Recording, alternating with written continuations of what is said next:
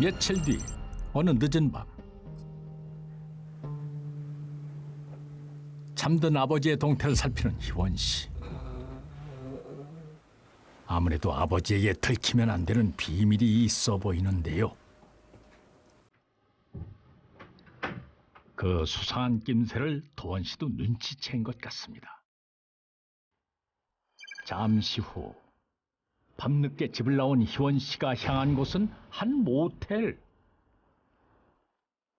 그 뒤를 바짝 쫓아 도원 씨도 도착했습니다. 부디 손임 씨가 이곳에 있기를 바랍니다.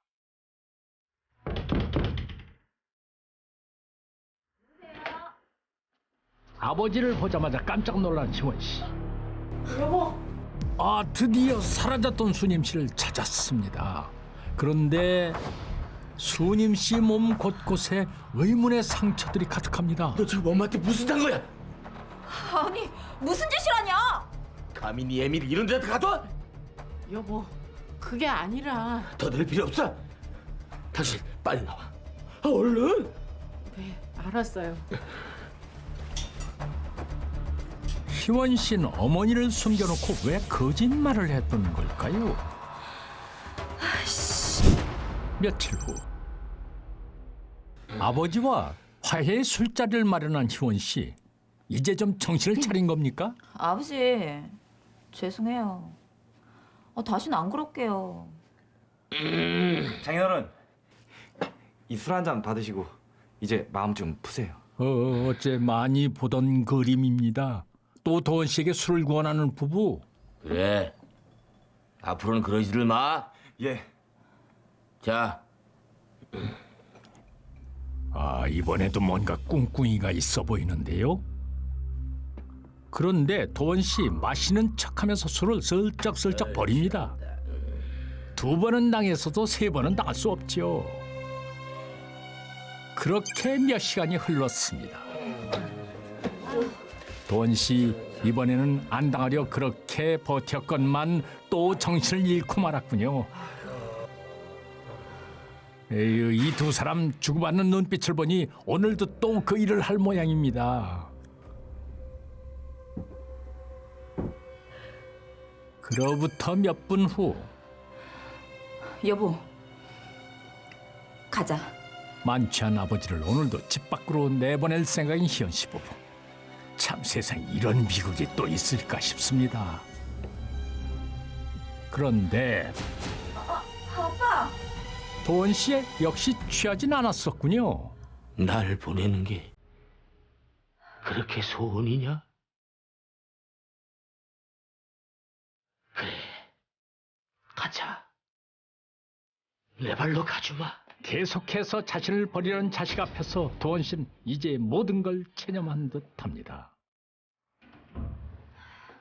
순순히 자식들을 따라 집을 나서는 도원 씨. 잠깐만 있어봐라. 내가 모자를 깜빡했구나. 앞으로 누굴 믿고 누굴 의지하고 살아야 되는 걸까요? 잠시 후 아버지의 봉양을 두고 자매의 갈등은 끝나지 않았는데요. 너 나랑 잠깐 얘기 좀 하자. 왜 또? 분위기가 점점 험악해지는데 이러다 무슨 큰일이나 나지 않을까 걱정입니다. 왜 이래? 와. 좀 놔. 야, 대체 왜 이래? 뭐가? 얘기 다 끝난 거 아니었어? 마음대로 하세요. 저희도 더 이상은 못합니다. 아니 유산도 더 받아가 놓고 이제 와서 백제래야? 지금 제정신이야? 아이고, 돈 몇 푼에 덥석 나설 때는 언제고? 저 더럽고 치사해서 그 돈 내가 줄게. 주면 될 거 아니야? 야, 우린 그 돈 없이도 잘 먹고 잘 살아. 우리가 뭐 너네 같은 줄 아니? 에이씨, 갈 때까지 가보자는 거야. 뭐야? 근데 이 자식 어디다 대고? 나와? 도원 씨 자식들이 이럴 줄 상상이나 했을까요? 어디 한 대째 볼을 때려. 어디야? 그런데 잠시 후 충격적인 일이 벌어지고 말았습니다. 말다툼 도중 민재 씨가 누군가의 흉기에 찔린 것인데요. 민재 씨 상태가 아주 심각해 보입니다. 신고를 받고 곧바로 경찰이 출동했습니다. 너무나 갑작스럽게 벌어진 사건. 대체 민재 씨를 찌른 범인은 누굽니까? 대체 누가 그런 겁니까? 내가 그랬습니다. 우리 아버지가 그랬어요. 네네네. 장인어른이 충격적인 칼부림 사건. 정말 도원 씨가 한 짓이 맞습니까? 대체 누가 그런 겁니까? 내가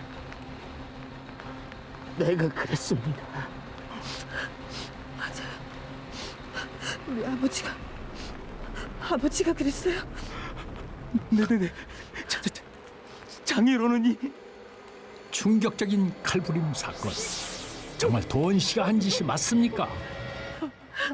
막내딸 이 더 이상 봉양하지 않겠다며 아버지를 모시고 언니의 집으로 향했지만 그곳에서 아버지 봉양 문제를 두고 언니와 또다시 말다툼을 벌이게 됩니다. 그런데 다툼이 격화되던 중 막내 사이 가 누군가의 흉기에 찔려 큰 부상을 입게 되는데요. 가족들은 이 모든 것이 아버지 가 한 일이라고 주장했지만 사건의 진실에는 놀라운 비밀이 숨어 있었습니다.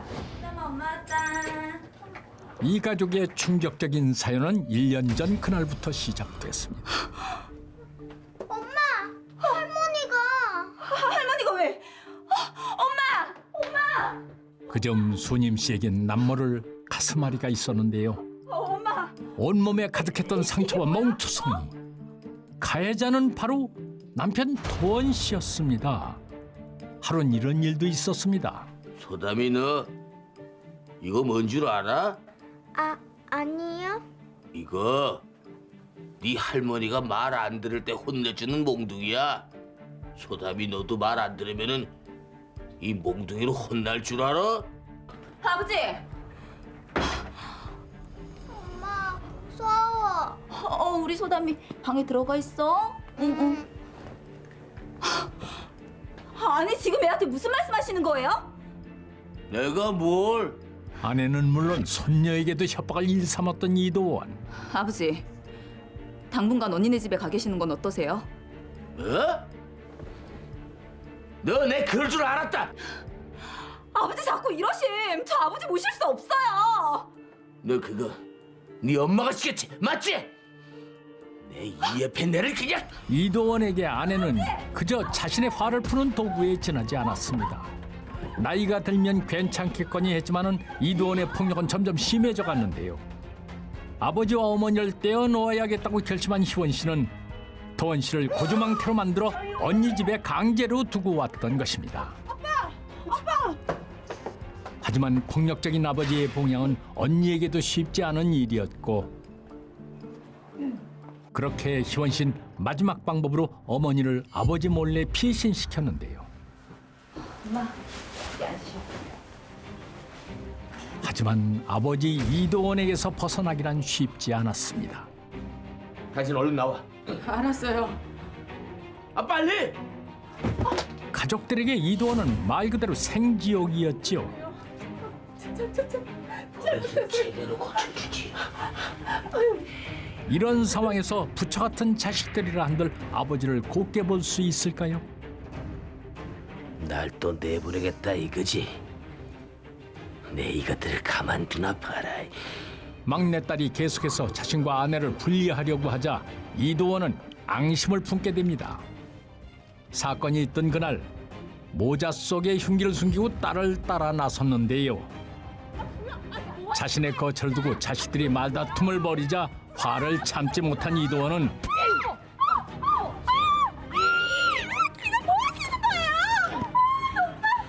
결국 희원을 향해 미리 준비했던 흉기를 휘둘렀습니다.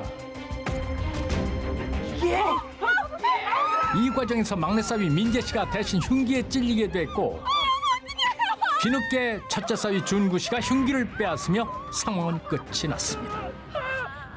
막내딸 부부의 집에 머물면서 수시로 아내를 폭행해 외손녀와 가족들을 불안에 떨게 했습니다. 심지어 가 가지고 있는 몽둥이에 대해 외손녀가 사용처를 묻자 할머니를 때려잡아 죽이겠다고 말하는 등 폭력적인 언행을 반복했다고 합니다. 결국 막내딸은 아버지를 모실 수 없다고 판단하여 어머니와 아버지를 분리해 놓으려고 했고, 이에 앙심을 품고 막내딸에게 흉기를 휘둘렀고 이를 막아서던 막내 사위가 대신 맞게 된 겁니다. 막내 사위는 흉기에 목과 옆구리를 찔리면서 성대마비 장애를 얻게 됐는데요. 방어 차원에서 한 일이라고 주장했지만 재판부는 흉기를 미리 준비해온 점을 들어 살인미수 혐의로 징역 3년을 선고했습니다.